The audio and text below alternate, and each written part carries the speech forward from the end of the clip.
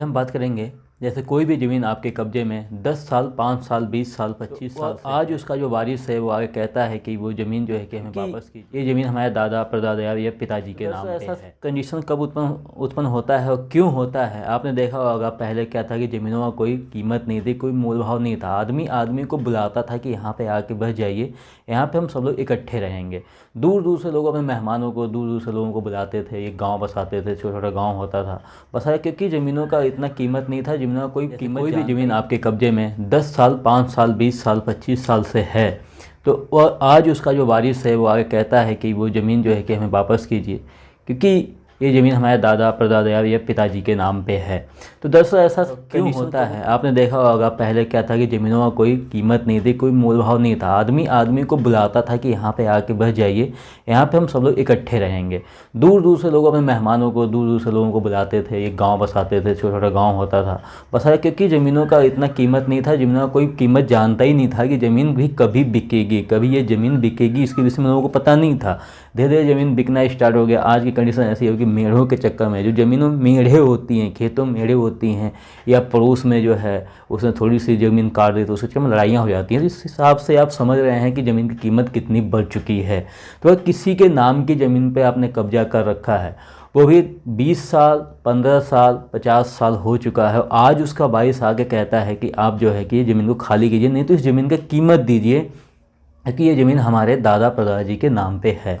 तो उसका जो निजात पाने के लिए, इससे पहले मैंने वीडियो एक बना दिया था प्रतिकूल कब्जाओं और अवैध कब्जा पे। इसका जो लिंक आपको मिल जाएगा, आप उसे वीडियो को आप देख सकते हैं कि प्रतिकूल कब्जा क्या होता है, अवैध कब्जा क्या होता है।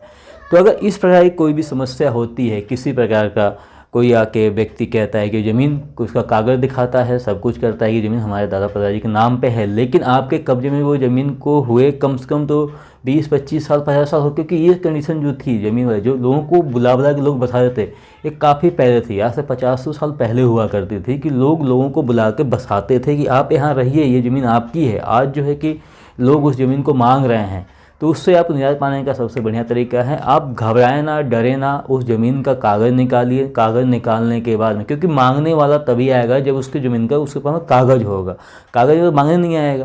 तो कागज़ है उस ज़मीन का, ऐसे खसा खतौनी वगैरह है, उसके बावजूद उसका कोई वारिस लेके आता है, तो आप भी उस कागज़ को निकालने के बाद में आप सिविल कोर्ट में जाकर मुकदमा दायर कर सकते हैं कि ये ज़मीन हमारे पास भी इतने समय कब्जे में है, इस पे हमारा घर द्वार सब कुछ बन चुका है, आखिर हम ये ज़मीन को अब कैसे खाली कर सकते हैं। उस पर जो है कि जैसा आप सुनवाई करने के बाद में देखते हैं कि ये ज़मीन इतने समय जब इस व्यक्ति के कब्जे में है, तो वो जहाँ तक है कि 99% आपके 99 क्या 100% फैसला आपके हक़ में ही आएगा। ठीक है, आप उस ज़मीन का फिर दाखिल खारिज करवा सकते हैं, सब कुछ आपके नाम पे हो सकता है। और जो 20-25 साल 50 साल बाद आगे कह रहा है कि ज़मीन हमारे दादा परदादा जी के नाम पे है, वो इस मुकदमे से जहाँ तक वो हारेंगे वो हार सकते हैं।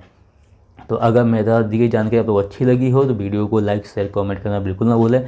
साथ ही अगर इस चैनल पे आप नए हैं तो इस चैनल को सब्सक्राइब जरूर कर लीजिए, क्योंकि इस प्रकार की जानकारी, इस प्रकार की वीडियो जो है हम हमेशा ही आप लोगों को देते रहते हैं, उपलब्ध कराते रहते हैं। तो मिलते हैं आपसे नेक्स्ट वीडियो में, तब तक के लिए जय हिंद।